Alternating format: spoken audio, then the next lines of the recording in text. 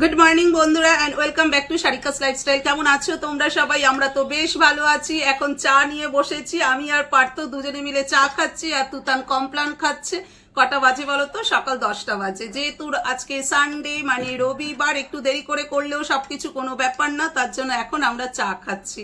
আর চা খাওয়ার পর দুজনে মিলে বাজারে যাব চিকেন আনতে, কারণ আজকে বানাবো বিরিয়ানি। তো দুজনে মিলে যাব চিকেন আনতে। পারতো একাই যেতে পারতো চিকেন আনতে বিরিয়ানির জন্য, কিন্তু ও হচ্ছে কেরা বাঙালি, ও বুঝতে পারবে না যে চিকেনের সাইজ কিরকম হবে, মানে কিভাবে চিকেনের কাটতে হবে সেটাও বুঝতে পারবে না, কারণ আগেই বলেছি, এখনো বলছে হচ্ছে কেরা বাঙালি। তো তার জন্য ওর সাথে আমাকে যেতেই হবে, কিচ্ছু করার নেই। তাই দুজনে মিলে এখন তাড়াতাড়ি করে চা খাচ্ছি। চা খেয়ে তারপরে যাব বাজারে। ভালো গরম লাগছে, কিন্তু বেশ ভালো গরমটা পড়েছে আজকে। না রোদের তেজটা অত নেই, কিন্তু গুমোট ভাবটা আজকে জানি আরো বেশি আছে অন্য দিনের তুলনায়। তো যথেষ্ট গরম লাগছে, কিন্তু কি করব, এর মধ্যেই বেরোতে হবে, কিচ্ছু করার নেই। তো চটপটাকে চাটা ফিনিশ করে হয়ে গেছি বন্ধুরা, দুজনে মিলে যাচ্ছি এখন বাজারে। অনেকটা বেলা হয়ে গেছে, কিন্তু কিছু করার নেই। তো এখন দুজনে মিলে যাব বাজারে। এই তুমি কিছু বলবে? ওই যে ভদ্রলোক। Good morning.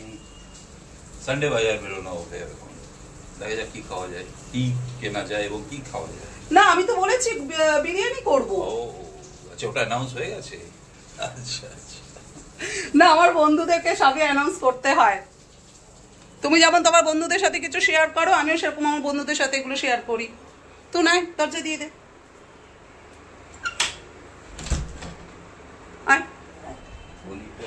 থলিটা নাও, বলছে থলিটা নিতে হবে। বাজার থেকে চলে এসেছি বন্ধুরা, আর এখন ব্রেকফাস্ট করতে বসেছি। আর আজকে আমাদের ব্রেকফাস্টে আছে কচুরি তরকারি, আর তার সাথে আছে জিলেপি। সানডে স্পেশাল ব্রেকফাস্ট আজ আমাদের কচুরি। ব্রেকফাস্ট করে সোজা কিচেনে চলে এলাম বন্ধুরা। আর হ্যাঁ, বাজার থেকে কি কি এনেছি দেখো। এই যেখানে 2.5 কিলো চিকেন আছে, তো চিকেন এনেছি। আর এনেছি বিরিয়ানি করবার জন্য ঘরে যেগুলো ছিল, মানে মশলাগুলো, তোমার গোটা গরম মশলা, তারপর মিঠা আতর, এগুলো শেষ হয়ে গিয়েছিল, তো সেগুলো নিয়ে এসেছি। টক দই নিয়ে এসেছি, আর এনেছি কচুরলতি। দেখলাম মাসি কাটছিল, তো মাসিকে বললাম যে আমাকে 250 গ্রাম দাও। তো 250 গ্রাম কচুরলতি দিল, এইরকম বড় বড় করে কেটেছে। এবার আমি এগুলোকে পিস পিস করে নেব।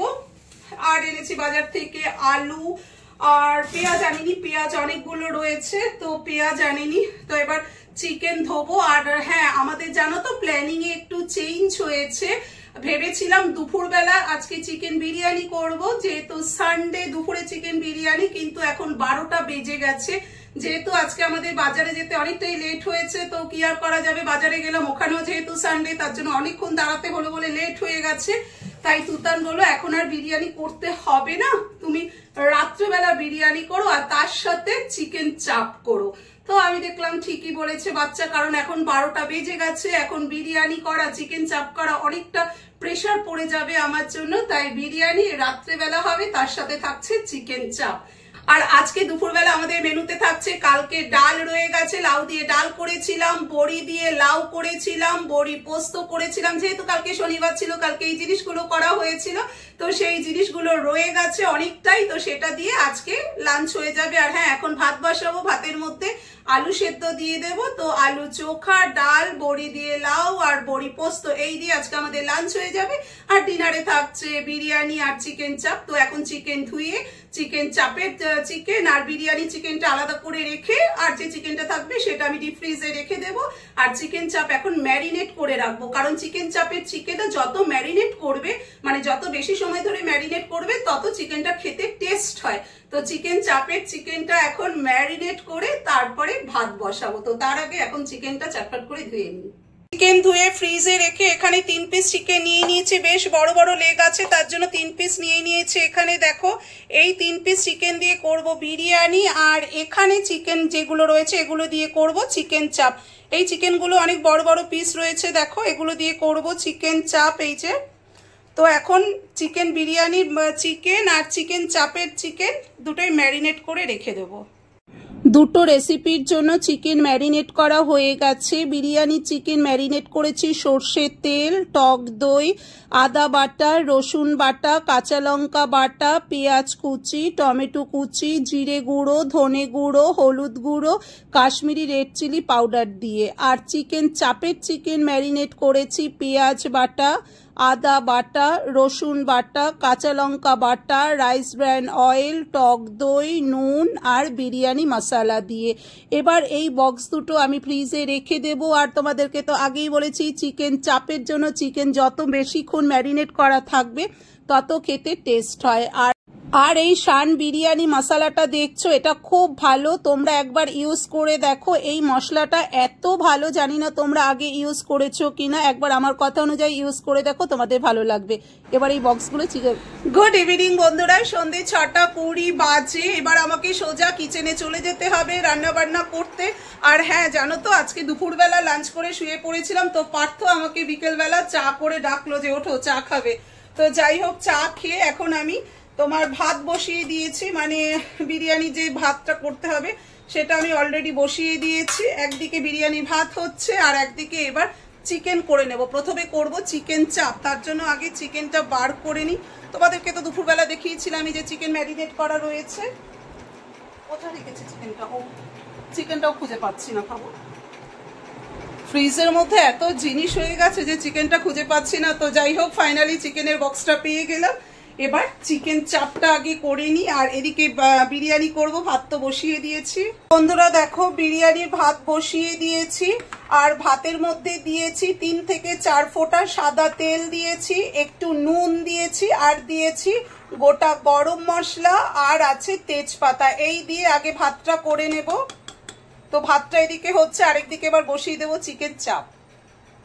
ভাত হয়ে গেছে বন্ধুরা, ভাতটা নামিয়ে নিয়েছি। আর ভাতটা খুব তাড়াতাড়ি হয়ে যায়। এখানে আমি কোহিনুর বাসমতি রাইসটা ইউজ করেছি, আর কোহিনুর চালটা আমি প্রথম ইউজ করলাম। সত্যি খুব তাড়াতাড়ি ভাতটা হয়ে যায়। আচ্ছা, ভাতটা দেখো পুরো খিলা খিলা হয়েছে। এই দেখো, এই যে একদম লম্বা লম্বা খিলা খিলা হয়েছে চালটা, কারণ আমি ভাতটা নামাবার আগে 4 ফোঁটা লেবুর রস দিয়েছিলাম বলে ভাতটা পুরো ঝুরঝুরে হয়েছে। তো যাই হোক, এবার চিকেন চাপটা করে নেব। এবার চিকেন চাপ করব, তো তার আগে আমাকে একটা মশলা করতে হবে। আর মশলা বলতে দেখো, এখানে আমি 1 চামচি পোস্ত নিয়ে নিচ্ছি। 1 চামচি পোস্ত নিয়ে নিলাম। নেব কিছুটা, মানে এই দেখো এই কটা আমি কাজু নিয়ে নিচ্ছি, এর মধ্যে রেখে দিলাম, মানে এই বাটির মধ্যে কাজু পোস্ত। আর নেব আমি এখানে 1 চামচি 4 মগজ। এই যে দেখো, আমি 1 চামচি 4 মগজও নিয়ে নিলাম। মানে এবার এটা একটু জল দিয়ে ভিজিয়ে রাখবো। এবার এর মধ্যে একটু পরিমাণ মতো জল দিয়ে এটা ভিজিয়ে রাখবো। প্রথমে 4 মগজ, পোস্ত আর কাজু বাদাম জল দিয়ে ভিজিয়ে রাখলাম। এটা 5 মিনিটের মতো ভিজবে, তারপর আমি পেস্ট করে নেব। আর এখন আমি চিকেন চাপটা বসিয়ে দেব। তো এটা ভেজানো থাক। এখন কাজু বাদাম, পোস্ত আর 4 মগজ দানা ভিজছে। তো এবার আমি চিকেন চাপটা করে নেব। তার জন্য প্রথমে গ্যাস অন করে নিলাম। গ্যাস অন করে এই কড়াইটা বসিয়ে দিলাম। কড়াই গরম হয়ে গেছে বন্ধুরা। এবার এর মধ্যে দিয়ে দেব আমি rice bran oil.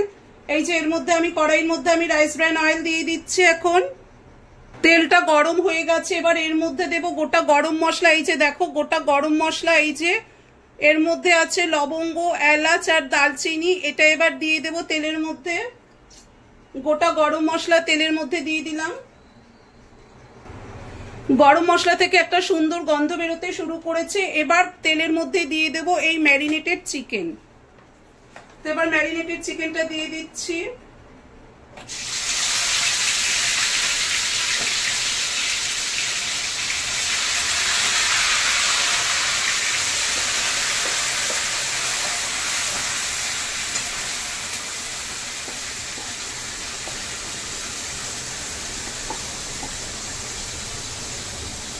Marinated chicken দিয়ে দিলাম। এবার একটু ভালো করে কষাবো।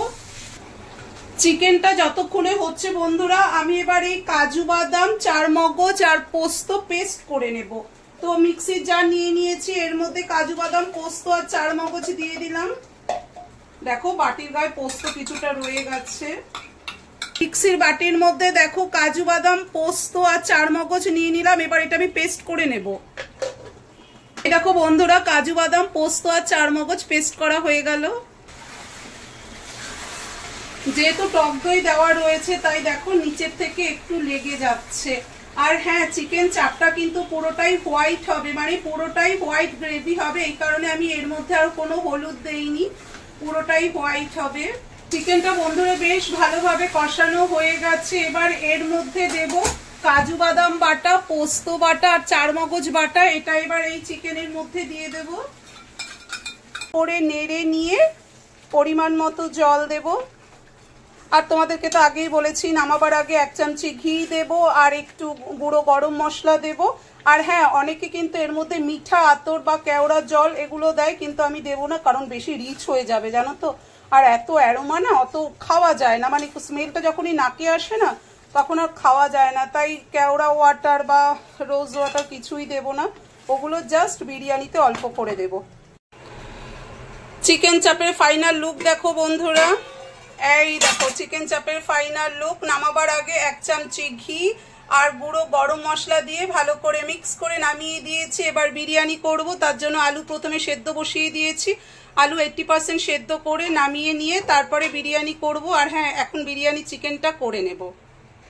দেখলে তো বন্ধুরা, চিকেন চাপ হয়ে গেছে। আর বিরিয়ানি করব, তার জন্য আলু সেদ্ধ বসিয়ে দিয়েছি। 80% আলু সেদ্ধ করে নিয়ে তারপরে আলু ভেজে বিরিয়ানি করব। আর হ্যাঁ, এখন বিরিয়ানি চিকেনটা করে নেব, মানে চিকেনটা কষিয়ে নেব।